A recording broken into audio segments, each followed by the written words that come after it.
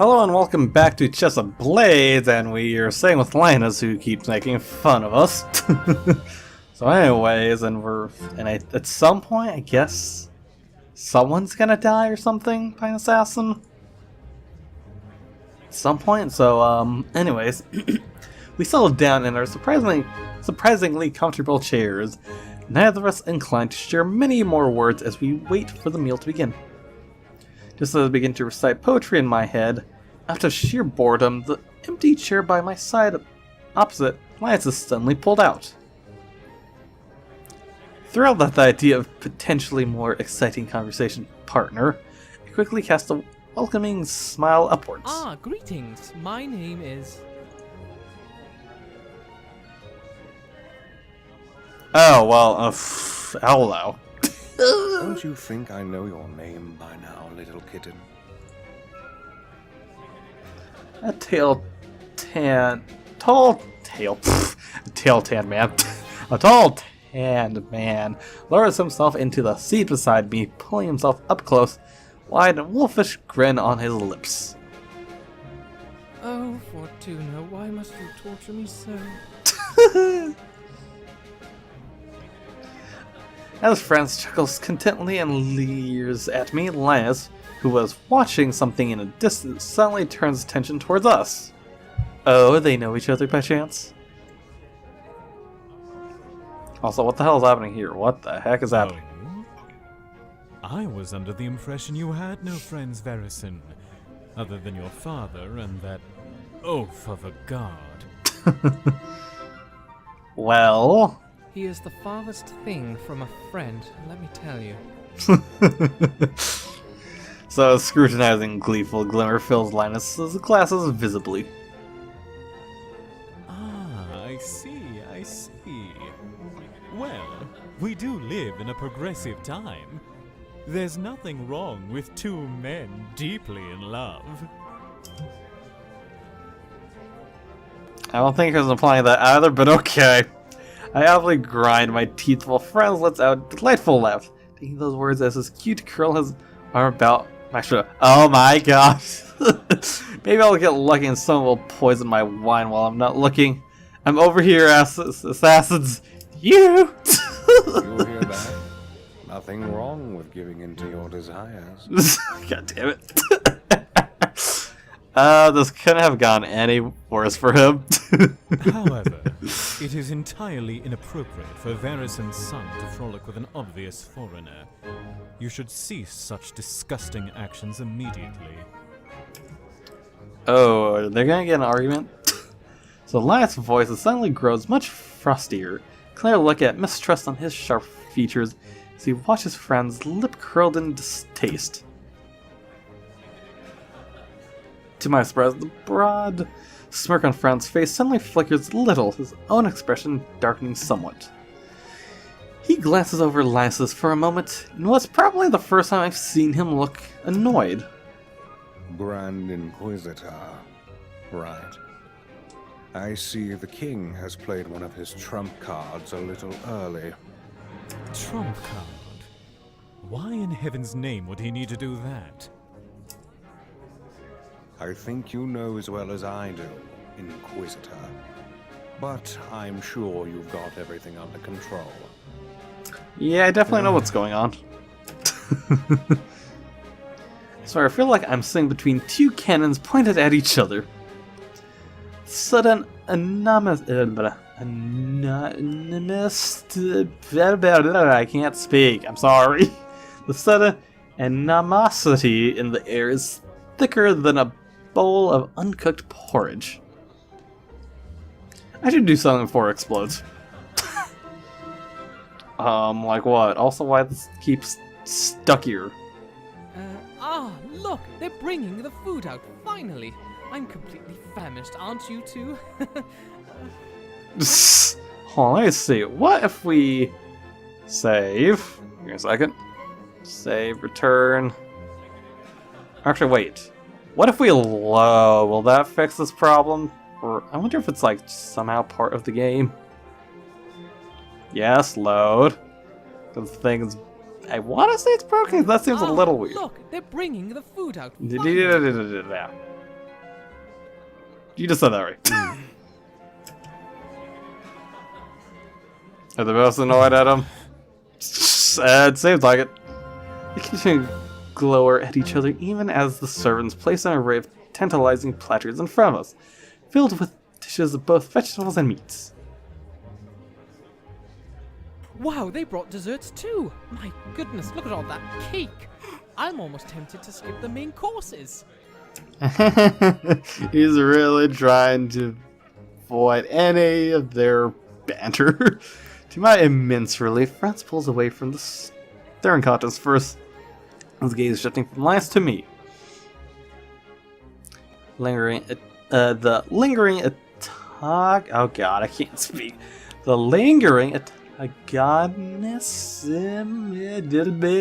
antagonism, there we go, and his stare makes me cringe a little, considering I am accustomed to the usual bedroom eyes. Oh god damn it. The ickiness quickly melts away, however, and he reaches out to squeeze my shoulder with unnerving intimacy. Sweets for the sweet, they say. You should eat all the cake you like, kitten. It'll make your lips taste sublime, I'm sure. Oh god damn it. Starts to pick from a few dishes filled plate, humming to himself in a show of nonchalance. Oh god, what was he gonna say to make fun of us? Irresponsible advice. Replenish your energy properly with a balanced meal, Varison. Do I somehow get a choice on what I want to eat? Chiding me with a click of his tongue, Lance also reaches forward to elegantly serve himself some of the spread before us, casting a quick side glance in my direction. Tension clearly remains hanging between them, but just because they're acting all haunty doesn't mean I should starve myself.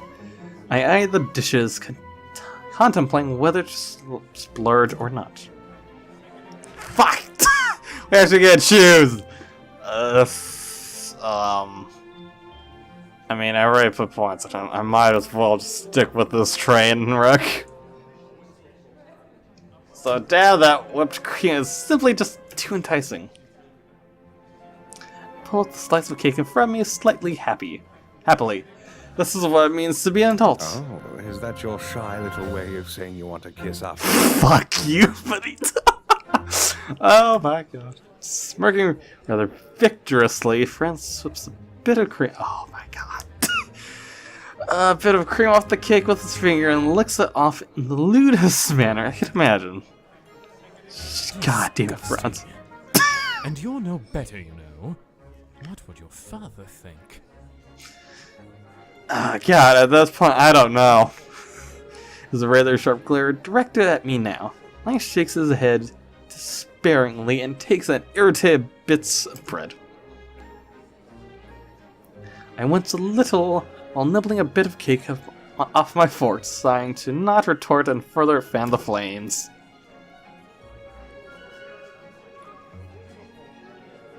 Oh, by the way, have either of you picked out your costumes for the masquerade yet? I forgot to look for a mask today.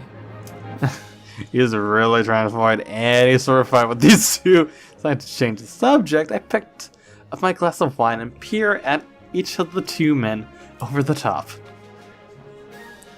My rather spontaneous question doesn't get an immediate response, but Lance soon lets out a light snort.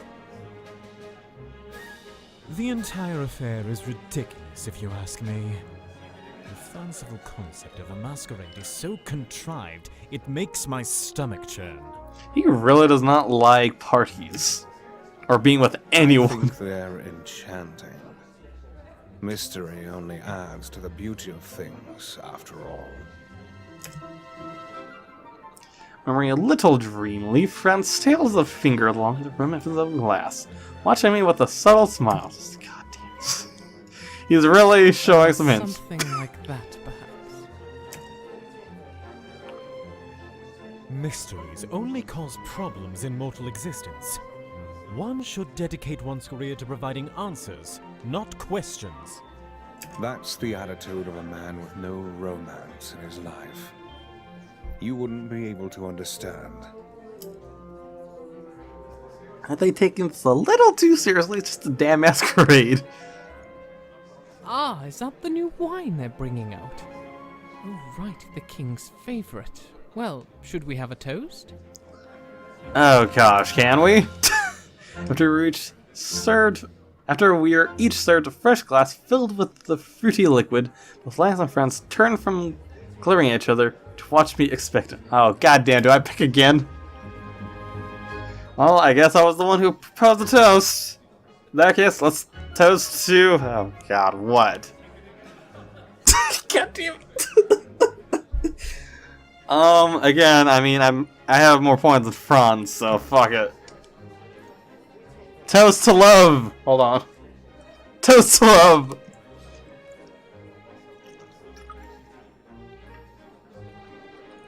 To the beauty of love, and to the hope that our lives shall be filled with it as we forge our paths as great men. So I make a show of gazing gazing inspiringly into the distance. I find myself wondering how I even got into the situation. How did we get the situation? Well, I'd rather them laugh at me than stare daggers at each other. That was... Corny? Adorable indeed. I imagine Lance has something completely different to say about it. The moment silence broke, and Franz leans in to press his lips against my ear, murmuring lowly, "Oh god." Hello, I'll fill Franz. your life with love if you wish, little kitten. And there are other things I can fill too. Gosh, I wonder what that could be.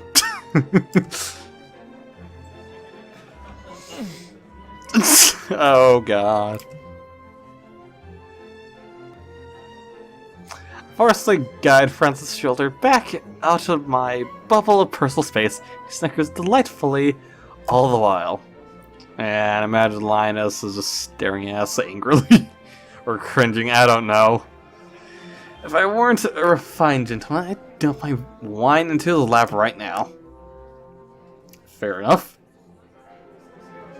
I bet that would get rid of his infuriating little smirk. I feel that should work, but I feel he probably wouldn't on him. So we continue to dine for a little while longer, with 2 men exchanging frequent jabs in between my forced attempts to meditate. Finally, and he'll stand much more of the incredible awkwardness, I push out my chair and rise to my feet. Well, it seems like they're opening the doors to the ballroom. I think I'll go catch a bit of fresh air before all that dancing starts. Not stick around even to hear a reply. I quickly toss my napkin on the chair and hasten towards the main hall. Luckily, there are a few other people who've left the dining hall to chatter privately or stroll around, so I don't look too out of place. Never again. I have no idea how I got caught up in that situation, but certainly one I don't want to repeat. Those two are bad enough by themselves, yet somehow get exceptionally worse together. Ooh, we've not been here. Hello. Finding my way to one of the back doors, I step out into the garden to take a deep breath of the night air. Sound of laughter and the clinking of silverware become distant, barely audible through the castle walls. That's an ornate stone bench nested among the hedges and fragrant bushes, so I lower myself onto it with a soft sigh. It feels amazing. I imagine Franz might be following us, I just got a feeling. But my dining chair, however, plush turned out to provide a miserable experience, nesting me between an unstoppable force and an immovable object. I clasp my hands behind my head and gaze up at the sky, where the almost full moon floats in a sea of stars. It looks so serene and peaceful, 2 words that don't seem to have any place at this bustling celebration. All the grandiose parties I've been to with my family past weren't nearly as magnificent in scale. That's right, my family. A smile gradually forms on my lips as I fondly wonder what they're doing right now. Father, mother, and little sister, who's a few years older than Hazel. If I have a family of my own someday, will they all get embroiled in these endless politics quarrels? I think I'd rather have a quiet life in the countryside than be forced to keep dabbling in court affairs. And I'd never want my family to be in a situation like this. Would I be able to give up fine wines and full days of just lazing around and reading, though? Rural life sounds like hard work. I pluck a rose from one of the bushes nearby, admiring the soft petals as I cup it in my hands, minding the thorns, of course. Arden, Linus, Franz, they all seem so at home here, like they were born to be around bustling crowds and courtly words. I don't know about Linus, though. He seems to not like this being here in the first place. Arden, Franz, I guess? Well, Arden more than Franz, I guess. Never mind, I mean, man, yeah, they're more same about being here. Can I ever be someone like that? Do I want to be? Part of me is perfectly happy with how I am now. But another smaller part of me wants more. To dance, to charm others, to read politics as well as I used to read my favorite picture books as a little boy. But I really wonder if it's worth it, or if it'll ever happen. They say you can change yourself into what you really want to be if you try hard enough, but it feels like some parts of myself are just immutable, a core part of who I am. Who I am? Well, an avid reader, a purveyor of delicious sweets, son of the best military strategist in our kingdom's history. And incidentally, still very much a big...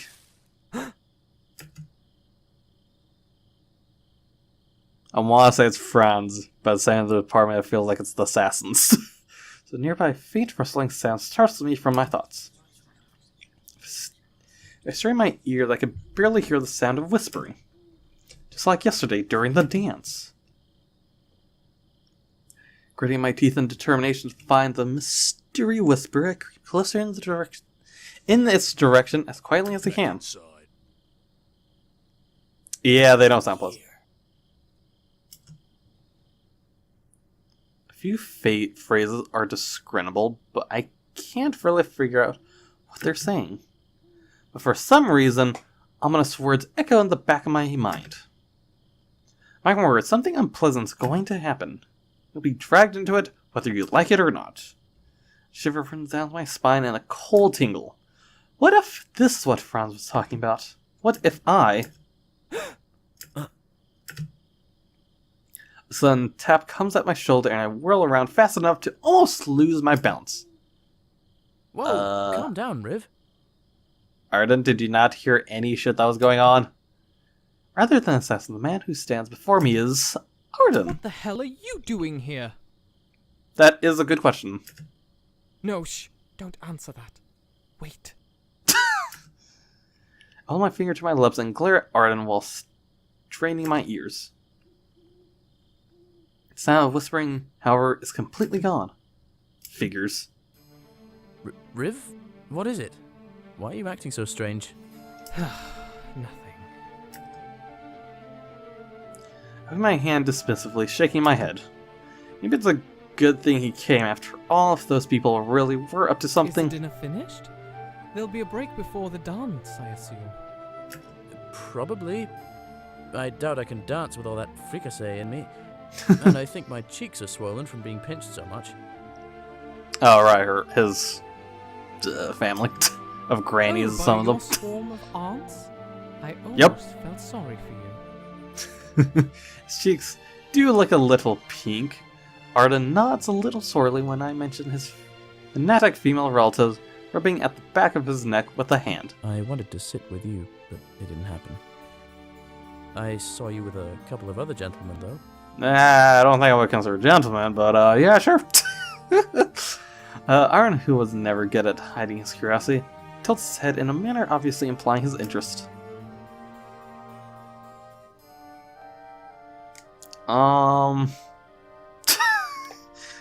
I'm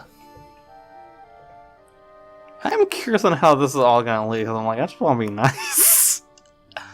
I mean, they both seem to be no different. I mean, sort of. It was horrible, or we should have eaten together. I honestly don't know which one to have picked. I've not had many chances to choose anything with him, so I'm like, I don't know. I don't know. How long are we going? It was horrible. Yes, well, it was a rough meal. Let's leave it at that. I see. Looks a little disappointed at my lack of detail, but I've grown fairly immune to his innocent You expressions. probably had it worse, though. I'm not envious at all. Well, I'll avoid them next time. Hopefully. Hopefully. Gives me a rather pointed look as if it provokes some response he's hoping for, but I willfully ignore him. Oh, I see what he's trying to do. Taking a deep breath and smoothing my hair back with one hand, I start heading back towards the castle, motioning for Arden to follow. Quickly catches up to my side, distractedly gazing up at the Why stars. were you out here anyway? Just for a walk? Yes, I was in dire need of some fresh air. Otherwise, I probably would have passed out like a maiden with their corset stretched too tight. How do girls even wear those things? I'd explode after a minute. The image of Arden in a corset comes to my mind, oh god, and I find myself highly disturbed. Okay. Yes. Well, anyway, what are you going to do until the dance starts? I question as we step back inside the main hall, pausing as we pass the threshold. Well, after you left the dining hall, we were told there was going to be some kind of announcement. An assassin announcement? Stick around to hear that. And afterwards, there might be time before the dance for me to go for a little jog. Jogging before dancing? You athletic freak of nature. I just hate feeling all full after a meal, you know? Need to work it off. Yes, yes, whatever you say.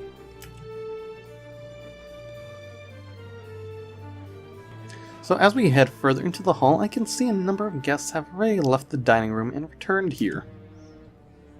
If Arden's right, whatever announcement they have for us will probably be given in this hall. My eyes are suddenly drawn to a small figure standing amidst the crowd, talking with someone whose back is turned to me. That's the boy who knocked on my door earlier, isn't it? Wonder if he ever met up with Celeste. Saw her just before dinner, so perhaps the two of them had already spoken? Strange that he was so jumpy about it, though. Having a sigh, I eyed some of the guests for a few moments before glancing over to Arden, opening his side a bit. Well, it looks like most of our fellow fine-blooded company has finished dining. This is a very casual affair, isn't it? Arden nods in agreement, rubbing a hand thoughtfully on his I cheek. think most fancy galas tend to keep guests on a stricter watch or schedule, but the king seems more interested in a relaxed atmosphere. Maybe the king is out to kill someone. Maybe that's why it's set up like this. Ooh. Maybe we're part of some grand social experiment. Like, you know, how long it takes noblemen to start throwing food fights or having sex in the closets? Okay, I like he just has those ideas in mind. Closets? God damn it. Arden's shocked expression at my casual remark is immediately priceless. Really hasn't he heard worse in the guard forces? It's a bunch of rowdy young men, for crying out loud. Anyway, look, it's that fellow who read the schedule of festivities last night, up on a balcony. Is he going to give his announcement up there? I squint up at the man's shape as well as the scroll in his hands. The elegantly dressed crowd goes gradually quiet as all of our eyes focus on the top of the second floor balcony. There's a bit antsy shuffling as a few folks probably drank too much wine and are in desperate need of a visit to the nearest chamber pot. Clear as throat, the announcer inhales deeply and begins to read.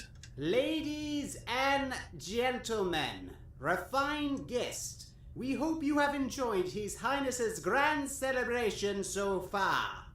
Tomorrow the festival will continue with new games and attractions, and it is His Majesty's sincere wish for you to delight in them all.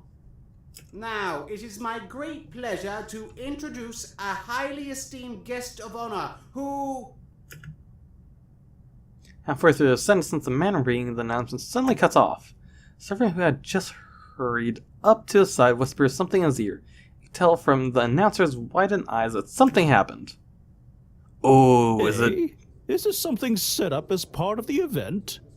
Who's Huh? the guest? Who's the guest? I wanted to know so badly. Maybe this has to kill someone now. Or they killed the guest! Murmuring breaks out through the crowd, patient and curious whispers flittering around. Well, now I'm curious too, damn it. Must be something rather serious for him to just go silent like that. Why, Arden, what do you think is... Oh, he's already onto it, I guess. When I glance over to where Arden was, I find a significant lack of Arden standing there now. He was never exactly one to be stealthy. Did he have to answer nature's call outside or something? He had plenty of time to do that earlier. Ahem. It is my regret to announce that, due to unforeseen circumstances, our guest will not be presented tonight. The uneasy voice of the announcer slices through the whispers pervading the room. A small issue has arisen that His Majesty's men are currently attending to. We ask that all guests remain calm, as everything will be resolved by morning. Oh, no, it's not. During this while, please continue to enjoy the remaining festivities and report any suspicious behavior to the guards. Finishing his announcement, he bows respectfully and disappears further beyond the balcony, leaving behind a haze of confusion and curiosity. Well, I suppose we'll just retire for the night. I hope they didn't cancel the dance. I wanted to try dancing in my new shoes. Oh, I'm pretty sure there's gonna be dancing, lady. The old shower resumes its normal level among the guests, though a faint sense of uncertainty seems to hang over everything like a storm cloud.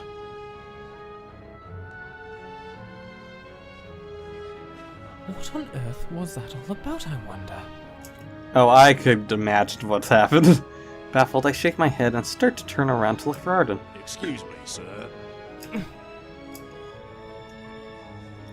A heavy hand suddenly clamps down on my shoulder. Belongs to the armored guard in front of me, standing to the block. I'm afraid you'll need to come with me, sir. Oh, Beg okay. your pardon, what's the meaning of this?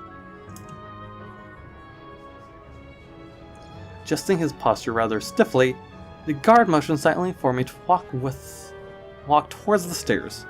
Is it just my imagination, or is he treating me like I've done something wrong?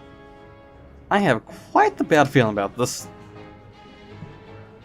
So I guess this is where now or someone involved with whatever happened. So I think it's in my best interest to cooperate rather than cause a fuss. I head up the staircase, trying to ignore the questioning gaze sent my way by some of the other guests. Hopefully a vicious rumor decrying me, some sort of debased colonel, doesn't start spreading during my absence. Damn nobles are like vultures around a carcass. It comes to calling each other out.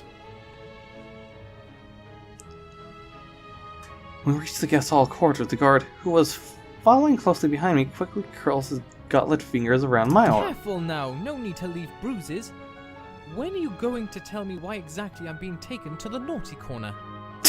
There has been an incident, sir, and you are under suspicion for involvement. Incident? You mean what the announcement was about just now? Well, clearly I had an established alibi during... Ignoring my objections, the guard pulls me forward down the hallway, this time far less gently than before.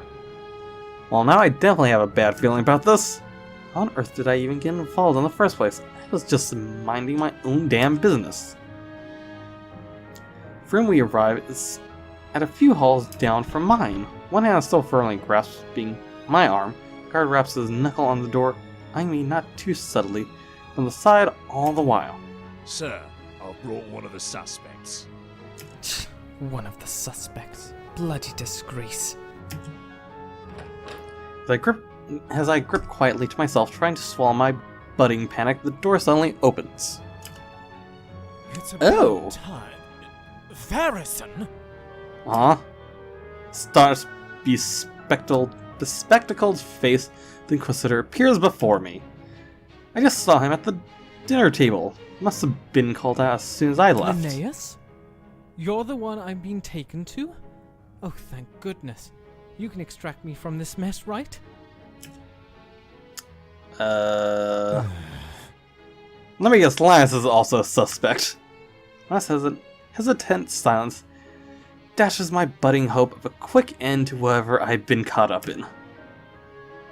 His eyes narrow somewhat sharply at me, growing slightly chilly, although dubious expression remains on his face. Well, if you've been implicated as a suspect, it's my duty to detain you, regardless of our acquaintanceship. Bring him inside. Okay. Oh, so this is probably his room, I guess. I grind my teeth together at this dismissive response, which the guard obeys, pushing me into the half-office, half-bedroom. Is presumably Linus's quarters. Sitting in a chair in the corner is a small young man, huddled with his knees pulled up against his chest. Okay, and I kind of need to end it here so I don't record too long. So, if you enjoyed the video, hit the like button. If you're curious on what's going to happen next, like I am, go hit the subscribe button to be notified of the next part, or anything I make. Got anything to say so in the comments below, and other than that, I'll see you guys in the next video. Comrades?